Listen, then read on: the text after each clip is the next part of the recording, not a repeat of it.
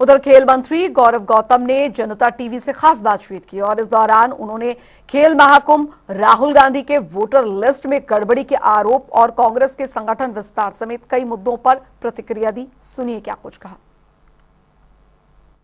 हरियाणा के खेल मंत्री गौरव गौतम इस वक्त मेरे साथ हैं। प्रदेश के तमाम मुद्दों पर बातचीत करेंगे। मंत्री जी, खेल और खिलाड़ियों के लिए क्या योजना है? अभी एक बड़ा जो खेलों और खिलाड़ियों को आगे बढ़ाने के लिए जो कार्यक्रम है वो आपका संपन्न हुआ है, लेकिन आने वाले दिनों में किस तरीके से आप लेकर बढ़ रहे हैं खिलाड़ियों के लिए कार्यक्रम? अभी खेल महाकुंभ समाप्त हुआ। एक अच्छा प्लेटफॉर्म खिलाड़ियों को, हरियाणा प्रदेश के खिलाड़ियों को दिया है, जिससे उन्हें मेडल जो लेकर आएंगे उनको ग्रेडेशन में उनको फ़ायदा मिलेगा और 3% का जो कोटा सरकारी नौकरियों में खिलाड़ियों का है उसमें उनको फ़ायदा मिलेगा। और खेल की प्रतियोगिताएं होती रहती हैं तो प्रतिभा निकल कर आती है और खिलाड़ियों में एक अलग विश्वास पैदा होता है आगे भी आने वाली बड़ी चैंपियनशिप में जाने के लिए। तो एक अच्छा खेल माननीय मुख्यमंत्री जी के नेतृत्व में खेलों महाकुंभ समाप्त हुआ है। इससे फर्स्ट चरण, सेकंड चरण अगस्त के लास्ट वीक में होगा, उसमें भी और अच्छे खिलाड़ी इसमें हिस्सा लेंगे। प्रदेश में आपने खेल नर्सरियों की बात की थी, कितनी खेल नर्सरियां और अब आप जल्द जो है वो डेवलप करने जा रहे हैं? मोटे तौर पर क्या एक आंकलन है? और दूसरा, कोई बड़े स्तर का इंटरनेशनल स्टेडियम हरियाणा में बने, इसको लेकर कोई प्रयास कर रहे हैं सर? 1500 नर्सरियां हरियाणा में हम दे चुके हैं। 37,000 से ज़्यादा बच्चे उसमें प्रैक्टिस करते हैं। 500 नर्सरियां और हम बढ़ाने वाले हैं। जो सरकार का संकल्प है, संकल्प पत्र में 1500 से हम ये नर्सरियां बढ़ाकर 3000 करेंगे और हर खिलाड़ी को एक प्लेटफॉर्म देंगे।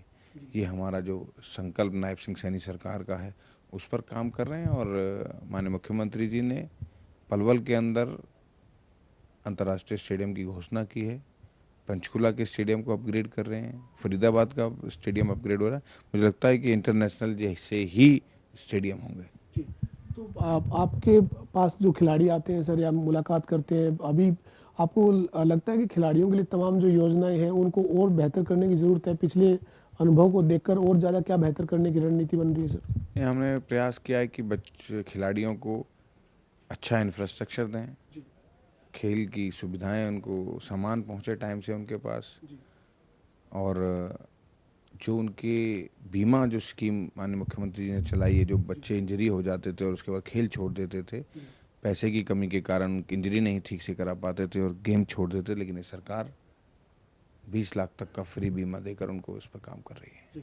सर, राजनीतिक सवाल है। राहुल गांधी जो है वो अब सवाल उठा रहे हैं, जो वोटर लिस्ट है उसके ऊपर कि चुनाव आयोग जो है वो निष्पक्ष काम नहीं कर रहा है। कल एक बड़ी प्रेस कॉन्फ्रेंस की, कुछ आंकड़े तथ्य दिखाए, ये कहा कि एक ही मकान है, एक ही छत है, उसके अंदर 80 मतदाताओं की सूची निकल कर आ रही है। इन कांग्रेस के नेताओं के आरोप को आप कैसे देखते हैं? उनके आरोप जो थे उनका समर्थन हरियाणा के पूर्व मुख्यमंत्री भूपेंद्र सिंह हुड्डा भी कर रहे थे। वो कहते कि हमने तो हरियाणा के नतीजों से पहले कहा ही था कि गड़बड़ी होती है, तो वो उनका समर्थन कर रहे हैं, राहुल गांधी आरोप लगा रहे हैं। 10 साल 11 साल से जब से भारतीय जनता पार्टी की सरकार बनी है तब से कोई चुनाव ऐसा नहीं गया जहां पर राहुल गांधी या उनकी पार्टी ईवीएम के लिए न रोती हो। हर दिन नए नए कोई विलाप लेकर आती है। पहले ईवीएम को रोते थे, अब वोटर लिस्ट को रोए, कल को कुछ और लेकर आएंगे। मुझे लगता है कि इनको हार से पहले संदेशा हो जाता है कि हम हार रहे हैं, तो इसलिए कुछ ना कुछ ऐसा लेकर आएंगे जिससे देश की जनता भ्रमित हो, अफवाहें फैलें। ये राजनीति भ्रम और अफवाह और झूठ के आधार पर करना चाहते हैं। मुझे लगता है कि ये सब संभव नहीं है। देश की जनता भी जान चुकी है और जहाँ जहाँ प्रदेशों में चुनाव होते हैं सब इनको जानते हैं कि कांग्रेस पार्टी नेतृत्वहीन, नीतिहीन, नियतहीन पार्टी है, इसलिए इसको सत्ता में नहीं आ पाएगी। अंतिम सवाल है सर, आपने नेतृत्वहीन की बात की। हरियाणा में 9 महीने हो गए सरकार बने हुए, लेकिन अभी नेता विपक्ष नहीं है। 22 तारीख को विधानसभा का मॉनसून सत्र शुरू हो रहा है और कांग्रेस हरियाणा में पिछले 11-12 साल से संगठन नहीं बना पाई है, क्या कहेंगे? ये तो कांग्रेस के लोगों से प्रश्न करना चाहिए आपको कि अपना नेतृत्व नहीं चुन पा रहे, नेता विपक्ष भी नहीं चुन पा रहे, तो इससे अंदाजा लग सकता है कि नेता विपक्ष नहीं जो चुन सकती पार्टी, वो अपना क्या ही इस प्रदेश का भला कर पाएगी। तो ये उनका इंटरनल मुद्दा है, उनको खुद सोचना चाहिए इस मामले में।